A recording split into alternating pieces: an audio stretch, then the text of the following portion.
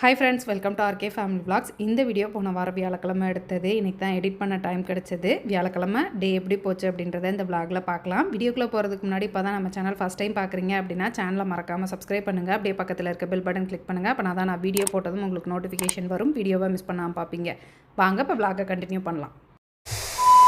வியாழக்கிழமை காலையில் எந்திரிச்சதுமே பஞ்சாயத்து ஆரம்பிச்சிருச்சு. ஃபங்க்ஷனுக்கு நான் யார் காலையும் விழுக மாட்டேன், என்னை யார் காலையும் விழுக சொல்லக்கூடாது அப்படின்னு சொல்லி கமல் வேற சும்மா இருக்க மாட்டாமல் காலில் விழுகிறது உன்னோட விருப்பம், விழுகணும்னு விருப்பப்பட்டேன்னா விழு, யாராவது கட்டாயப்படுத்தினாங்க அப்படின்னா விழுகாத அப்படின்னு சொல்லி அந்த பிள்ளையை ஏற்றி விட்டாச்சு. நான் யார் காலையும் விழுக மாட்டேன்ப்பா, நீ சொல்லியிருப்பா எல்லார்ட்டையும் அப்படின்னு சொல்லி ஓரியாண்டுட்டு இருந்தா.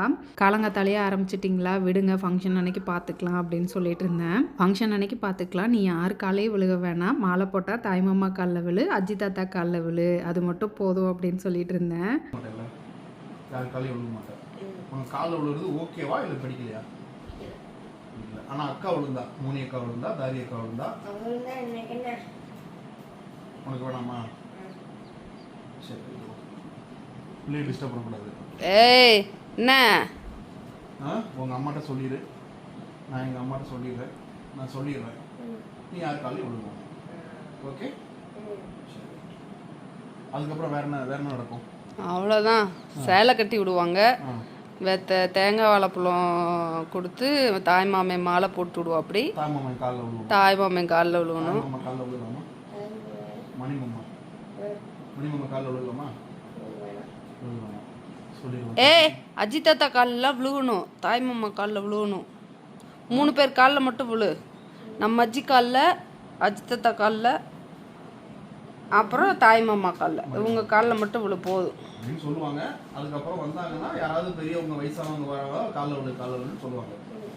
உனக்கு ஓகேனா விழுகலாம், இல்லைன்னா நீ ஒரு வாட்டி சொல்லு. உனக்கு ஓகேவா காலில் விழுவது? நாட் ஓகே, அவளுக்கு நாட் ஓகே. அது யார் பிள்ளை? உன் பிள்ளை இல்லை, அப்புறம் உடனே மாதிரி தான் இருக்கும்.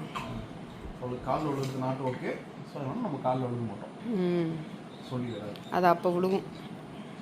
அப்படி ஃபோர்ஸ் பண்ணி அவளை பண்ண வைக்கக்கூடாதுங்கிறதுனால முன்னாடியே நான் சொல்கிறேன்.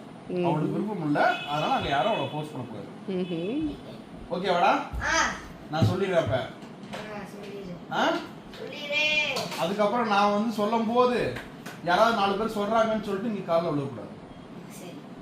யார் சொன்னாலும் என்ன சொல்றோம், என்ன சொல்லுவோம்? நாங்கள் யார் காலையும் விழுக மாட்டோம். எங்க குடும்பத்தில் அந்த பழக்கம் இல்லை. ஓகே, என்னமோ பண்ணி தொடங்க. அவ்வளோதான். என் காலில் விழுவியா? அப்பா காலு உன்னைய பெத்து வளர்த்தனே, என் காலில் விழுந்தா என்ன? எதுக்கு? உன்னைய மாதிரி ஒரு பிள்ளைய பெற்றிருக்க கூடாதுன்னா? உன்ன மாதிரி, அதாவது உன்ன மாதிரி ஒரு பிள்ளை என் வயிற்றுல பிறந்ததுக்கு நன்றி அப்படின்னு சொல்லுவோம். ஆமாம் ஆமாம், முகரே பாருங்க. காலையில் அவங்களுக்கு காலில் விழுகிற பஞ்சாயத்தை முடிச்சுட்டு அதுக்கப்புறமா தான் ஏபிசி மில்கே வச்சு குடித்தேன். காலையில் பிரேக்ஃபாஸ்ட்டுக்கு தோசை ஊற்றி நிலக்கடலைப்பருப்பு சட்னி தான் வச்சேன்.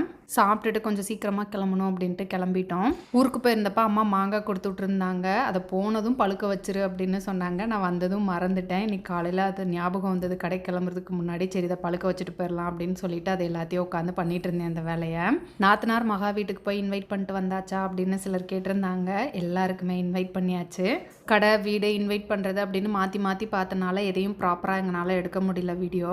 அம்மா கொடுத்த மாம்பழம் எல்லாத்தையும் பெட்டியில் வைக்கோல் போட்டு பழுக்க வச்சுட்டு அதை ரெடி பண்ணி வச்சுட்டு அப்படியே கடைக்கு கிளம்பியாச்சு. காலையில் பிரேக்ஃபாஸ்ட்டை சாப்பிட்டு அப்படியே கடைக்கு கிளம்பி வந்துட்டோம். மதியம் லஞ்ச் எதுவும் ப்ரிப்பேர் பண்ணலை. இன்றைக்கி கடையை ஓப்பன் பண்ணுறதே நாங்கள் தான்.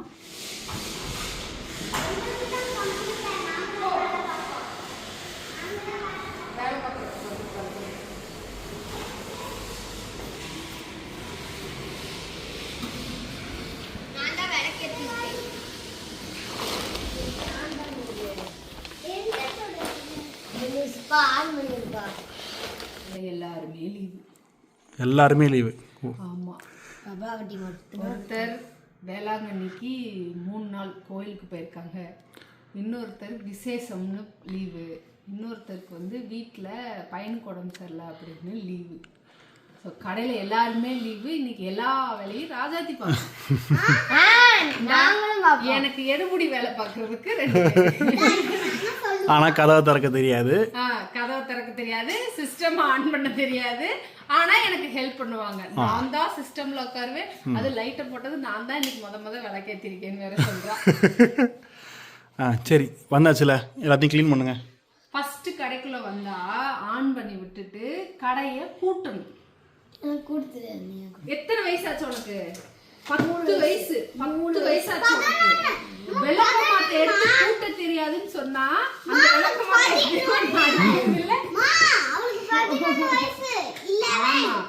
ஆமாண்டா 11 வயசு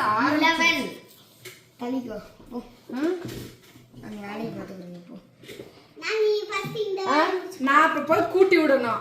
நீ வந்து சும்மா உட்காரணும். சரி உங்க லக்கேஜ் இந்த மாதிரி கொண்டு போனீங்கன்னா திருப்பி கொண்டு வந்து இங்கேயே வைக்க கூடாது, உள்ள வைக்கணும். இங்க எதுவுமே வைக்க கூடாது. இங்க இருக்கிற இந்த சாக்கு எல்லாத்தையும் எடுத்து உள்ள வைங்க. போங்க.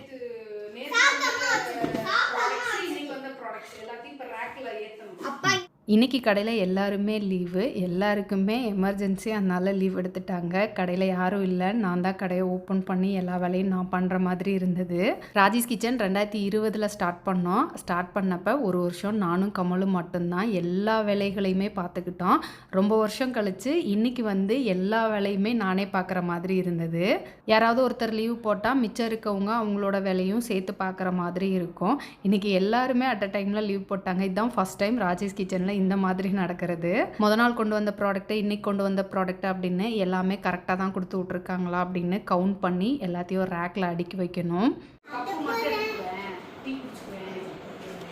அம்மாக்கு ஒரு கப் எடுத்து கொடுறா போடா. எனக்கு ஒரு கப் எடுத்து கொடு. டீ குடிச்சியே குடிக்கிறதுக்கு கப் கொடுத்தியா? நீங்க அடுக்கி வைங்க. மம்மி போய் ஸ்டிக்கர் அடிக்கிறேன்.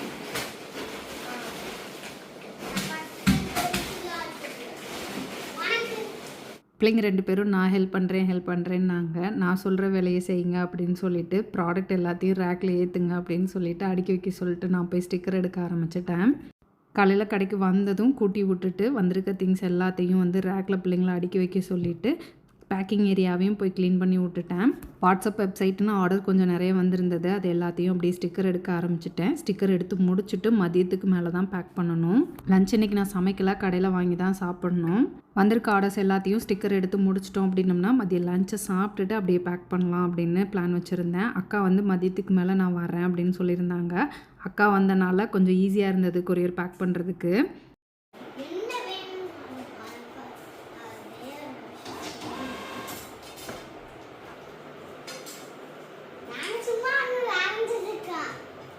கமல் கடையில் சாப்பிட்டுட்டு அதுக்கப்புறமா எங்களுக்கு வாங்கிட்டு வந்தாங்க. பிள்ளைங்க பிரியாணி வேணும் அப்படின்னு கேட்டாங்க. அதனால ஒரு பிரியாணி ஒரு மீல்ஸ் வாங்கிட்டு வர சொல்லியிருந்தேன். பிரியாணி 2 பேரும் ஷேர் பண்ணி சாப்பிட்டுட்டு கொஞ்சமாக ஒயிட் ரைஸும் எடுத்துக்கோங்க அப்படின்னு.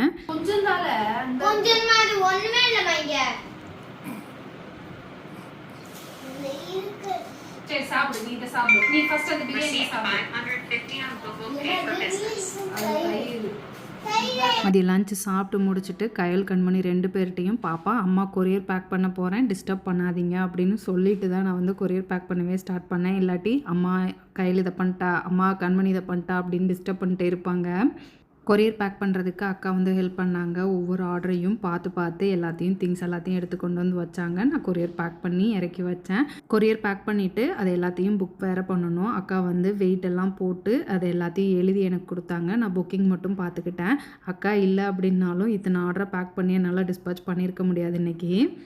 கொரியர் இன்றைக்கி கொஞ்சம் லேட்டாக தான் வந்தாங்க. 7 மணிக்கு மேலே தான் வந்தாங்க. அதனால் 7 மணி வரைக்கும் கொரியர் எல்லாத்தையும் பேக் பண்ணி முடிச்சுட்டு அதுக்கப்புறமா தான் வந்து ட்ராக்கிங் எல்லாத்தையும் சிஸ்டமில் ஏற்றினேன். காலையிலேருந்து ஒர்க் பண்ணதே என்னால் நைட்டு டின்னரும் ப்ரிப்பேர் பண்ண முடியாது அப்படின்னு சரி கடையில் வாங்கிக்கலாம் அப்படின்ட்டு கடையில் வாங்கிட்டு தான் போனோம். வியாழக்கிழமை இந்த மாதிரி எனக்கு ஃபுல் டே பிஸியாக தான் போச்சு. ஃப்ரைடேவும் இதே மாதிரி தான் பிஸியாக போச்சு. அதனால தான் என்னால் வந்து எடுத்த வீடியோவை கூட எடிட் பண்ணி கொடுக்க முடியல. அவ்வளோதான், இந்த விலாக் இதோட முடிஞ்சது. இந்த வீடியோ உங்களுக்கு பிடிச்சிருக்கும் நம்புகிறேன். பிடிச்சிருந்தால் லைக் பண்ணுங்கள், மறக்காமல் சேனலை சப்ஸ்கிரைப் பண்ணுங்கள். அடுத்த வீடியோவில் பார்க்கலாம். அது வரைக்கும் பாய்.